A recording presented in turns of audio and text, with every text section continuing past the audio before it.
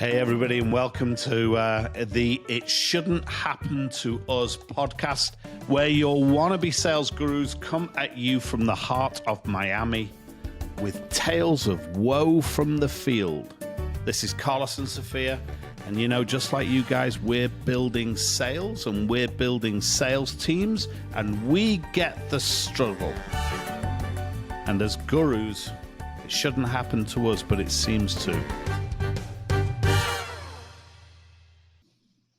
Hey. So, hi guys. This is Carlos and Sophia, your resident sales gurus out of Miami, with today's episode of It Shouldn't Happen to Us. Shouldn't happen to us, right? It shouldn't. It really shouldn't happen not happen to us. It's just wrong. Where we share wins and losses from the field, and we're supposed to know what we're doing, right?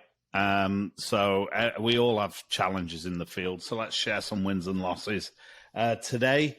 Sophie, what have you got in mind? Tell me a win, tell me a loss, tell me what went well, and give our viewing and listening public some tale of woe too. Oh yeah, thanks for that, Carlos. Well, I'll tell you, I had a pretty cool intro call for you folks listening.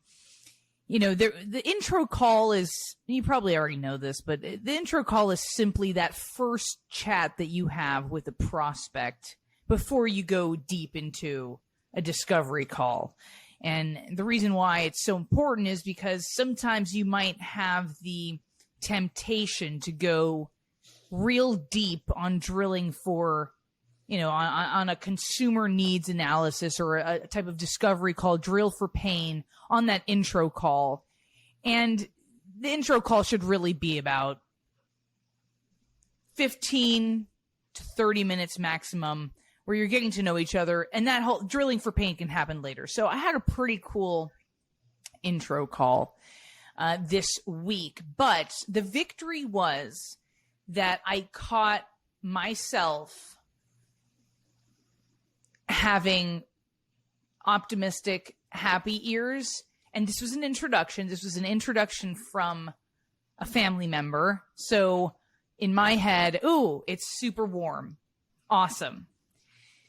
But that's a slippery slope. And it was only extra clear in my mind that I was having, I was able to notice that I was having this optimistic feeling course through my veins, because it just happened to me where, and what I want to share with you, Carlos, is that when it's a would like to have and not a need to have for a prospect, we need to be, as sales professionals, really sensitive to that, because if it's a would like to have, that's important to note, because it might be difficult.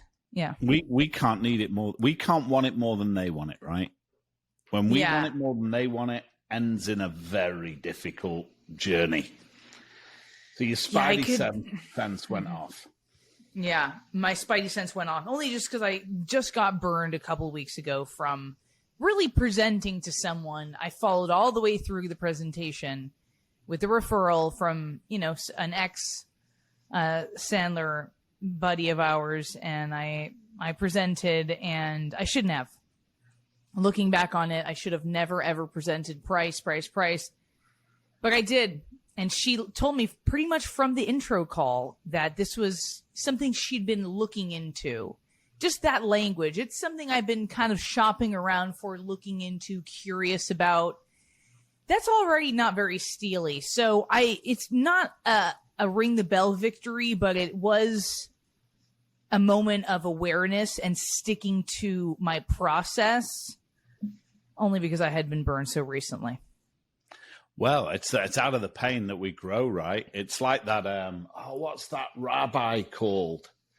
There's a rabbi. You see him on YouTube. I can't remember his name, but he's brilliant, and he tells the story of the lobster. Do you remember the story of have you heard the story of the lobster? No, please tell us. So the lobster comes down to when a lobster, it's in a hard shell, right?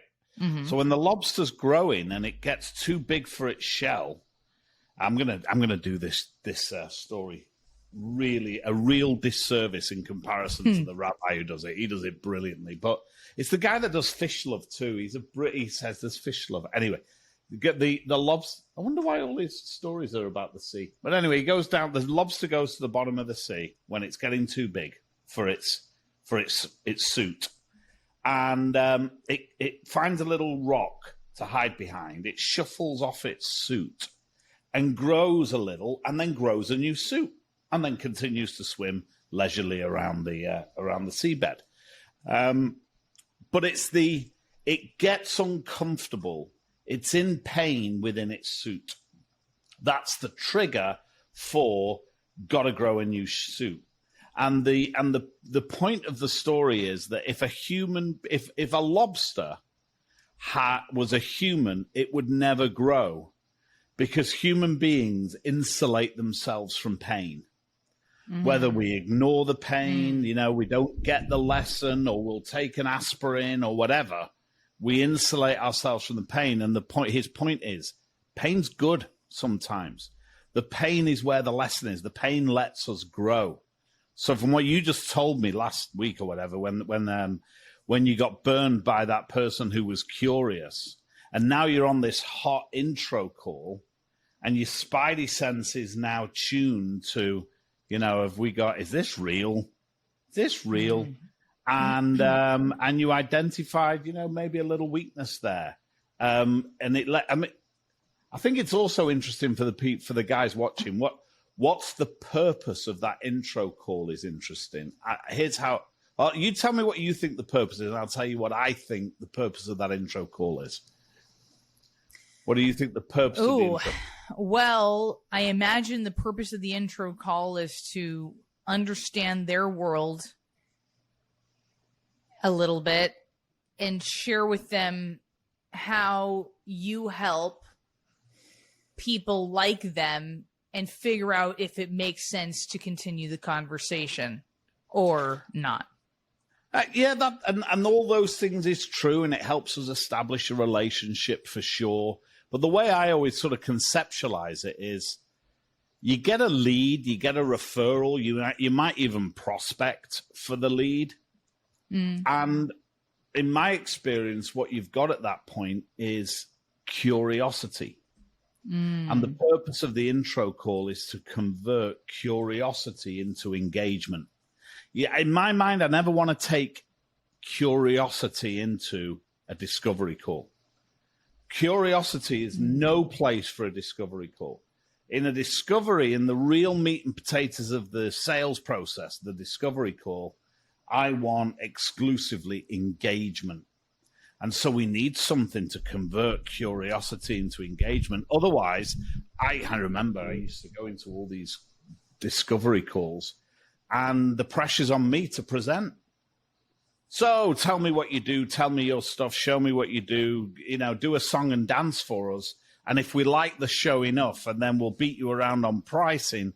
If we like the show enough to beat you up on pricing, then we'll beat you up on pricing, and then who knows, maybe we're going to close a deal. I mean, it's horrible. It's a horrible journey to go into a discovery with the spotlight on me to do a song and dance, a sand dance.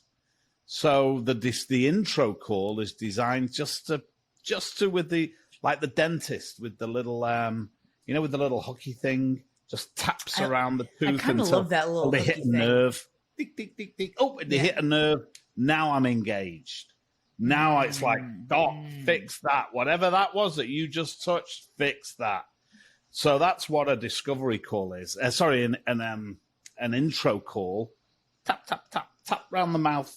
Just find the little cavity. Boom, we've got a little cavity. All right, now that's worth us doing some investigation.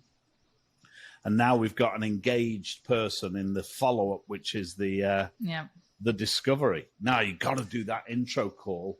And then when we discover, you know what, I think we've only got curiosity here. I might need a kind of a sturdier push to engage. So now you've discovered that. What are you going to do to turn that, what is quite clearly solid in curiosity, what are you going to do to turn it into engagement? Well,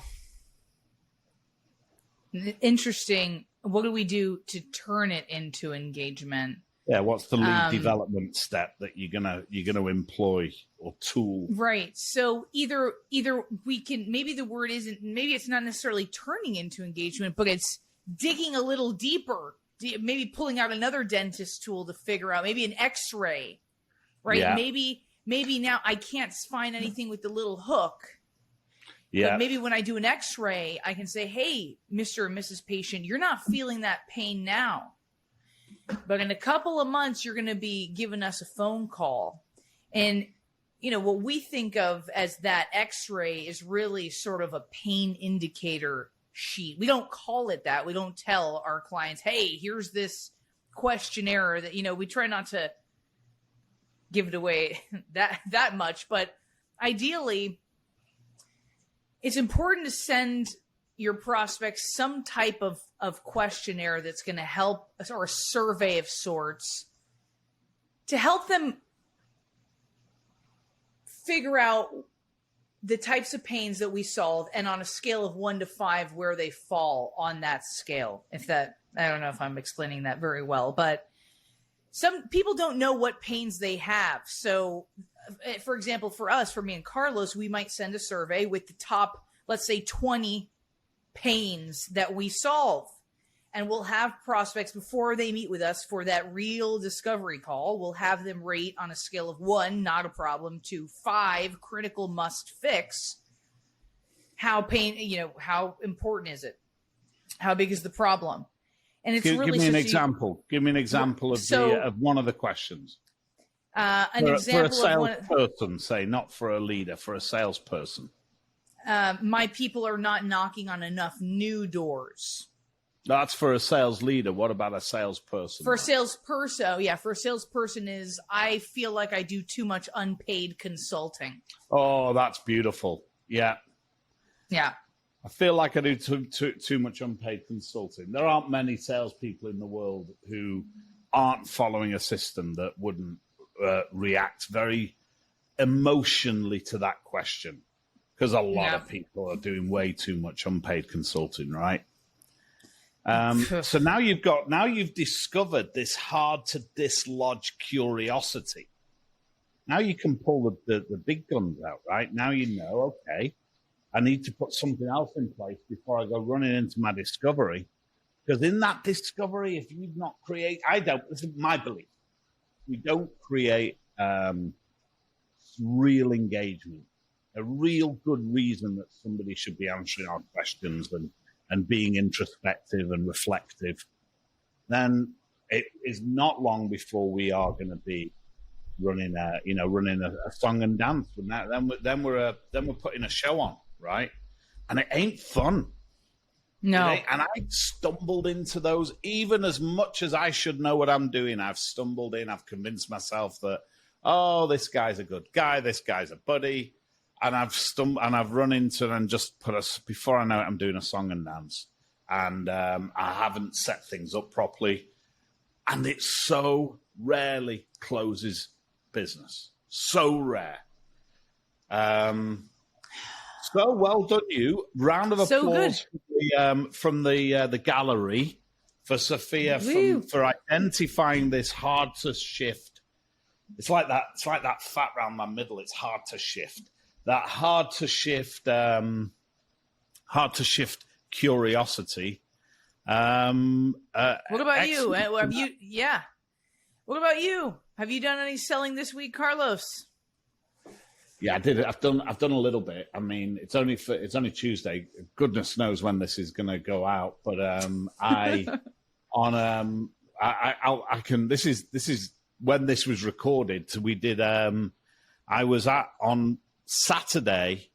I was at what they call FLIBS, FLIBS, which is Fort Lauderdale International Boat Show, which is, by all accounts, the largest boat show in the world, which is cool. Wow, because South Florida is kind of like boating capital of the world. Who totally.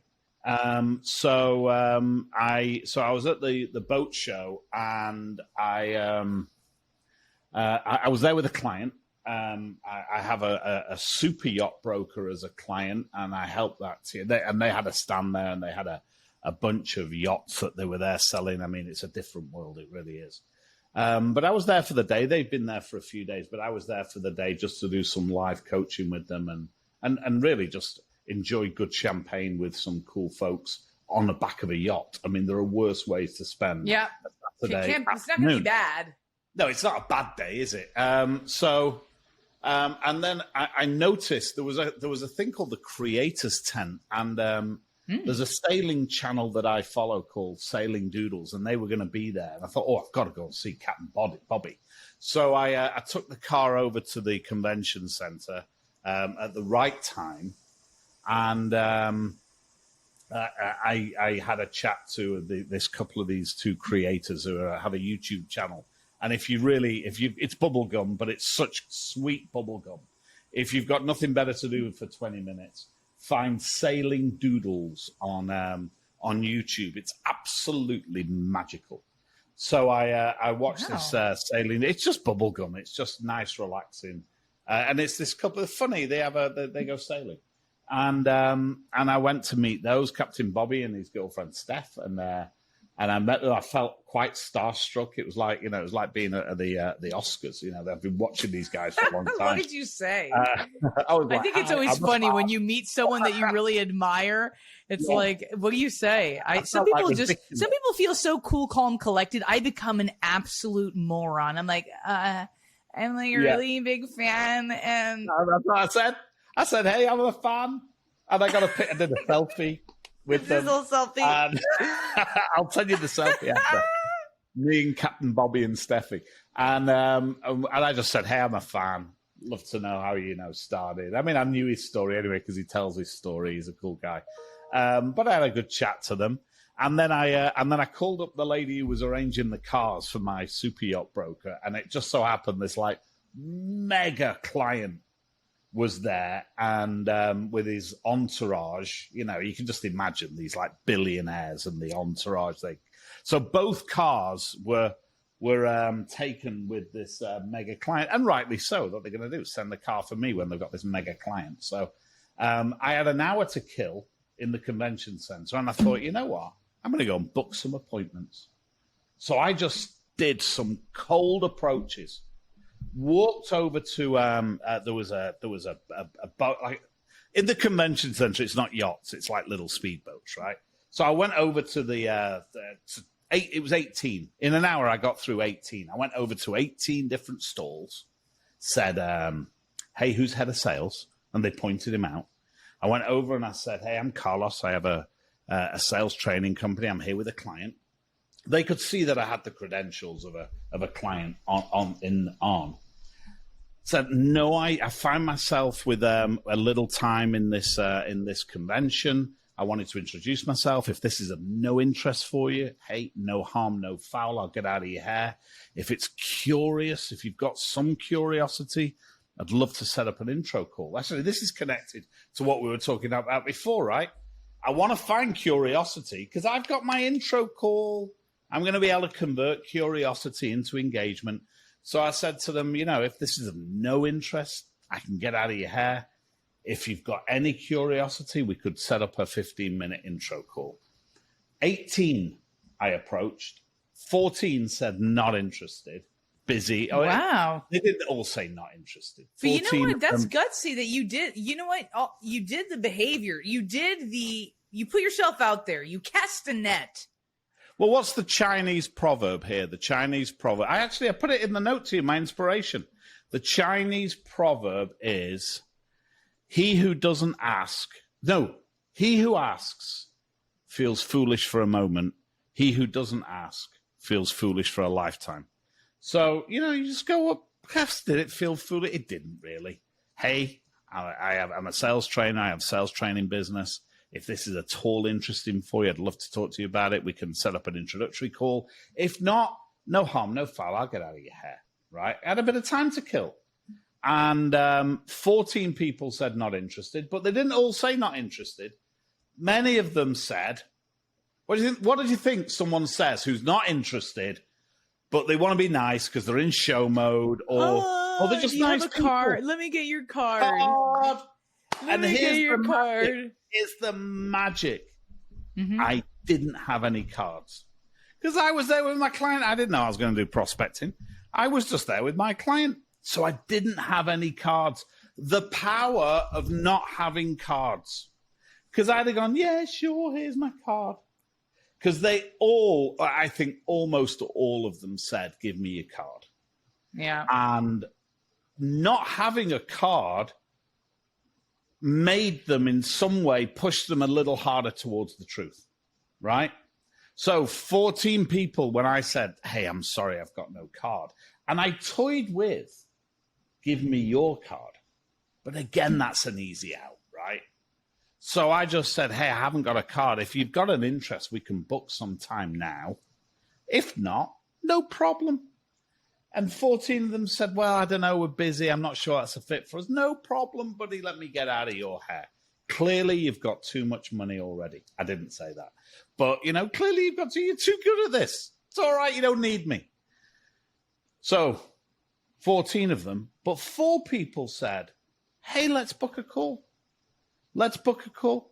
So I've got 4 bookings. Now, I had a busy yesterday and today, which is a mistake because who knows? These things get old real quick. Well, half-life of maybe 48 hours. The champagne and martinis are flowing. Yeah, but these things get old pretty quick. I'm fully expecting out of 4, 3 are going to show for the meeting. So I think I'll get 3 of the 4 for the meeting. And that 4th one, I'm going to do a little song and dance trying to follow them. And it's not going to happen, but I'll convince myself that it might and waste a little time. But that's a sales. I mean, those numbers to me sound very realistic. 18 approaches, 4 books, 4 bookings. 3 of them will show, I think. And 2 of them, 1 to 2 of them are going to do business. An hour. And one of them might give you a referral. Absolutely. Rock star stuff. So, I've thought, practice what I preach. I've got an hour to kill here. I'm really not in the market for a boat. So, the car wasn't coming. And my alternative was to wait in a queue that went from one side of that convention center to the other for the show shuttle. The queue must have been half a mile long. So I wasn't going to wait for that. And it was a 3.5-mile walk from the convention center to the dock. And I wasn't walking in that heat. So Carlos, I was waiting for the car. I don't know. There's something to say about that moment, though. How many of us salespeople have that moment where you're in a commercial building and the prospect canceled, or you're at a networking event and you have that inner voice that tells you that you should, go mingle a little, go mingle a little bit, go knock on some doors, go do that uncomfortable shrimp that you don't want to do it. You don't really want to do it. And then you say, nah, I'm not going to do it. And you get in your car and you don't do it. It's like a fraction of a second of a moment where you just either push through and freaking do it or you don't. And you feel so much more in your power when you do it. You get back in your car feeling great about yourself. Even if 14 people told you to go pound sand, you did it. And you know what? Typically, you do get at least one meeting. I mean, I know when I used to go door knocking, I'd do an entire high-rise building. And I'd get 2 meetings. But you know what? I felt like I've never done a big building. I've never done it. I've always had this image, this movie in my mind playing of a security guard. Almost like a Laurel and Hardy film with me, like running down with a security guard, like that old school copper with a truncheon, like in the 1920s. That movie plays in my mind like a Chaplin movie, especially when it says no soliciting on the door. Yeah, and there you are. Credit to do that, but you're right. So we have these moments and we have these hesitations, and we're supposed to know better. It shouldn't happen to us. We're supposed to have that absolute clarity, which is some will, some won't. So what? Next, Easy to say. Yeah. But let me tell you, I think this is my view of the big turning point is when you need the business and there's a lot of pressure on those events and on that prospecting. For me, when I needed the business, back when I started, it was a very difficult activity, which is crazy, right? When you need the business is when you should do it, and that's when it's harder. When you don't need the business, all the pressure's off. And now it's just a question, do you want the business? Are you feeling like it today? And now there's a whole bunch of other hurdles, right? Which is, do I know what to say? Am I okay with rejection? What did Bill Hart used to tell us? Whilst ever you care what they think of you, they own you, right? Yeah. So, have I still got those demons in my head? Not as much as I've got older and as, as we've got more successful as a team. I haven't got those demons as much. Not as much. Still there, but not as much. And it's such a shortcut, so easy to say, oh, just go and make the calls. Oh, just go and knock on the doors. Just go. Easy to say. But psychos, from a human perspective, from a humanity perspective, to lay yourself out there 20 times in an hour, was it the glass of champagne I had beforehand? That probably helped. Was it? That's probably a bad message to put out in the universe. But this is a drunk prospecting podcast. Yes, that would be brilliant. It's like Drunk History. Have you ever watched Drunk History? I love that show. I've learned so much about history from these people. It's amazing. So I know. Wouldn't that be a great show, Drunk Prospecting? That could be our second really pod. Serious. That's most nights out in Miami. That's nightlife, straight right? up. But there's something to be said, Carlos, about like the discipline of whether you have a good book of business or don't. Door knocking, networking, putting your head down and doing 14 introductions. You don't have to like it. You just have to do it. I'm not showing off, but remember it was 18. Oh, it was 18. 18, yeah, 18. Only four said yes, but and only 3 of those will show up. But hey, listen, I had an hour to kill. And you know what? If I get a piece of business out of it, great. If not, I'll meet 3 or 4 cool guys.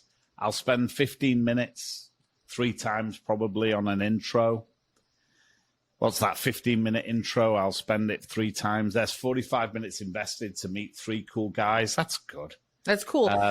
Now, the key is also it's doing it. It's having the discipline to do it, but then also not giving up after the first or second person tell you, "Oh, no thanks." Because I used to door knock and network a lot, and after that second no, there's like this moment where you're like, what am I doing? Like, this is pointless. And you gotta just. So is it, I always found that the question I would ask myself wasn't, is this pointless? The question that how it would manifest in my skin, in my, meat suit is, am I good enough? And that's a much tougher that too. Question, right? It isn't, is this pointless? Because I think, is this pointless? We all spend time doing pointless stuff. Wow, if you just watch me for a day, and you'll see a lot of pointless stuff. That ain't brutal. What's brutal is, am I good enough? And that, sometimes I think we don't ask ourselves questions that we don't want to know the answer to. Worried about what is the answer to that question. I think that's the harder question. Am I good enough? And you're good enough if you do the activity.